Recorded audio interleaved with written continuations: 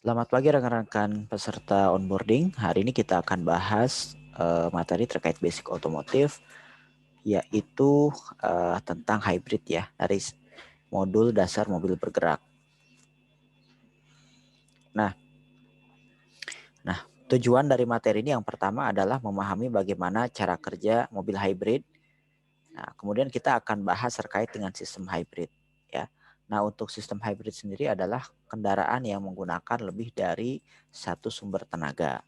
Yang pertama adalah kendaraan mesin bensin ditambah dengan kendaraan listrik.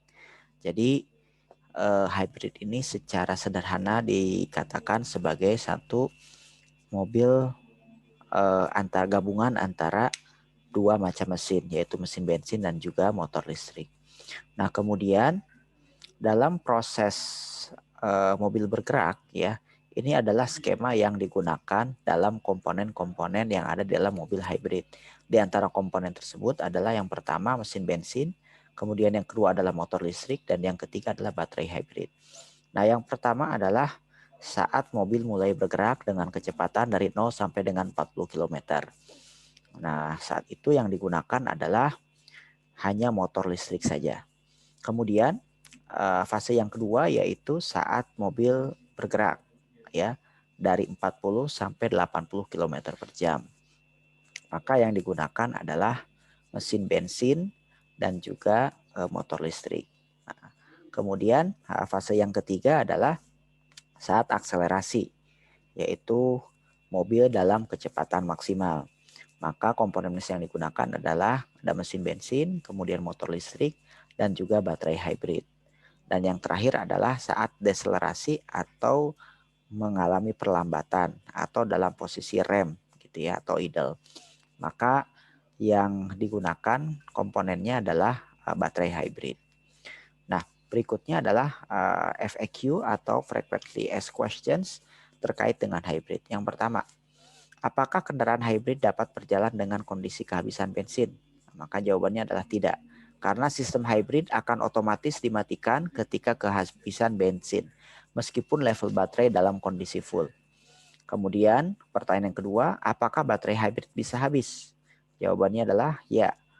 Baterai hybrid bisa habis jika kendaraan tidak digunakan dalam jangka waktu lama, sekitar 2-3 bulan. Dalam kondisi ini, kendaraan tidak dapat dihidupkan dan harus di-charge terlebih dahulu. Kemudian yang ketiga, seberapa irit kendaraan hybrid dibandingkan dengan kendaraan biasa? Jawabannya, kendaraan hybrid pastinya lebih irit dibandingkan kendaraan biasa. Namun tentunya yang tergantung dari kondisi dan cara mengemudi. Rata-rata kendaraan hybrid bisa lebih irit hingga lebih dari 50%. Yang keempat, bagaimana jika kendaraan hybrid terkena banjir? Apakah aman bagi penumpang? Jawabannya ya, tidak ada kemungkinan seorang di dalam kendaraan hybrid mendapat sengatan listrik. Hal ini penting untuk tidak panik dan dengan tenang keluar dari kendaraan hybrid. Nah, ini pertanyaan yang penting yang mungkin muncul dari customer yang perlu teman-teman sampaikan. Kemudian berikutnya ya, nomor 5, bagaimana jika kendaraan hybrid mogok? Apakah bisa diderek? Ya, jawabannya adalah bisa, tergantung jenis kendaraannya. Nah, lihat gambar untuk menderek kendaraan hybrid berdasarkan jenis penggerak roda.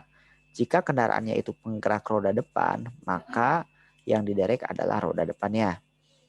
Jika penggerak mobil tersebut adalah roda belakang, maka yang diderek adalah roda belakang. Contoh misalkan penggerak roda depan adalah di Sienta ya. Kalau penggerak roda belakang seperti di Avanza. Kemudian jika kendaraan tersebut adalah penggerak semua roda, sorry ya, penggerak semua roda, nah itu maka itu diangkut begitu ya.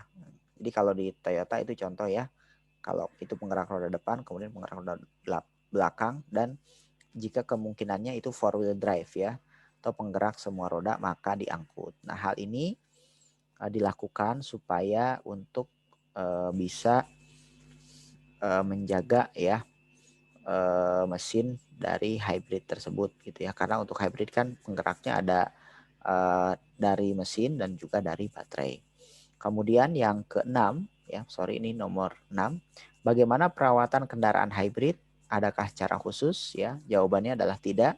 Cara merawat kendaraan hybrid sama dengan merawat kendaraan biasa.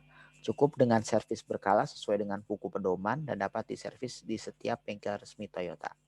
Baik, nah rekan-rekan sekalian, itulah sekilas ya cuplikan singkat dari materi terkait dengan kendaraan hybrid. Nah, untuk materi lebih lengkapnya, rekan-rekan peserta UBP bisa menggunakan aplikasi iTalent dan juga Toyota S.